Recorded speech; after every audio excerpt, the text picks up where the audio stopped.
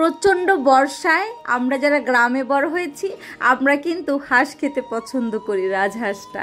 কারণ রাজহাঁসটাই কিন্তু শীতকালের তুলনায় এই সিজনটায় বেশ মজার হয়। আর পাতিহাঁসটা হচ্ছে আপনার শীতের সময়, পাতিহাঁস এখন মজা না। তো গ্রাম থেকে আমার মা হচ্ছে রাজহাঁস এনেছিল, সে রাজহাঁসটাই পুরোটাই রান্না করব। তো এখানে একদম বেশি করে পেঁয়াজ বাটা, আদা বাটা, রসুন বাটা, তারপরে জিরা বাটা, দারচিনি, এলাচ বাটা। অবশ্যই চেষ্টা করবেন রাজহাঁস বা হাঁসে দারচিনি এলাচটা বাটা দিতে, সেক্ষেত্রে কিন্তু খুব সুন্দর একটা ফ্লেভার আসে, হাঁসটাও মজা হয়। আমরা কিন্তু অনেকেই আছি রাজহাঁসটা খুব কম পছন্দ করি, পাতিহাঁসটা খাই, বা অনেকে আমরা হাঁসই খাই না, যে হাঁসের থেকে একটা গন্ধ আসে। আসলে আপনি যে কোনো রান্নাই যদি প্রপারভাবে করতে জানেন তাহলে সেক্ষেত্রে রান্নাটা কিন্তু মজাই হবে।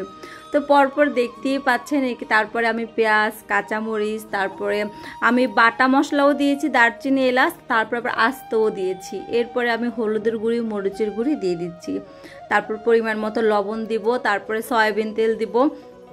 এই রান্নাটা আমি মূলত তেলটা একটু বেশি পরিমাণে দিচ্ছি এই কারণে, রাজহাঁস কিন্তু এই সিজনটাতে অনেক, যেটা একদম বুড়া রাজহাঁস যেটা আমরাকে বলি, মানে সেটা কিন্তু মজা না। এর রাজহাঁসটা কিন্তু অনেক বেশি না।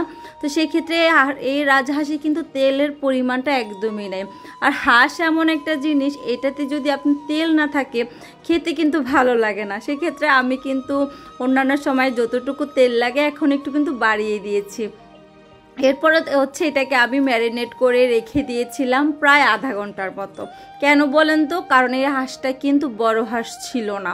তো সেই ক্ষেত্রে এই রান্নাটা কিন্তু প্রপারভাবে যদি না করি সেক্ষেত্রে হাঁসটা থেকে একটা স্মেল আসতে পারে। তো এই তো আমি এখন ম্যারিনেট করে অনেকটা সময় রেখে দিয়েছিলাম। এরপরে একদম যেহেতু অ্যালুমিনিয়ামের হাঁড়িতে রান্না করতেছি সেক্ষেত্রে কিন্তু রান্নাটা হতেও সময় লাগবে না। তো যে কোনো মাংস রান্নাতে আমি শুরুতে কী করি জানেন? জালটা একটু বাড়িয়ে দিয়ে মাংসের যে পানিটা আছে সেটা দিয়েই হচ্ছে আগে মাংসটা কষিয়ে ফেলি, সেক্ষেত্রে রান্নাটা কিন্তু খুব মজা হয়। আর হাঁস রান্নাতে বরাবরই চেষ্টা করি, বা আপনারাও করবেন, কষি কষি রান্না করতে। কখনোই একসাথে বেশি পানি দেওয়া যাবে না, তাহলে কিন্তু মজা হয় না। আসলে আমি ভোলার মেয়ে, বা আমাদের নোয়াখালী বরিশালের দিকে আমরা প্রচুর হাঁস খাই। আমার আরেকটা পেজ আছে, রিস্তা লাইফস্টাইল ব্লগ, সেই পেজটাতে আপুরা অনেকে আমার হাঁসের ভিডিও দেখতে দেখতে জাস্ট বোরিং। তবে জানেন, এক এক দিনের হাঁসের রান্নার ফ্লেভার এক এক রকম মজা হয়, কারণ আমি এক এক সময় এক একভাবে রান্না করি। তো এইদিকে হচ্ছে আমি আবারও ঢেকে দিয়েছি, ঢাকনা থেকে তুলে আপনারা রান্নাটা দেখতেই পাচ্ছেন, আমি কিন্তু কোনো রকম পানি দিচ্ছি না।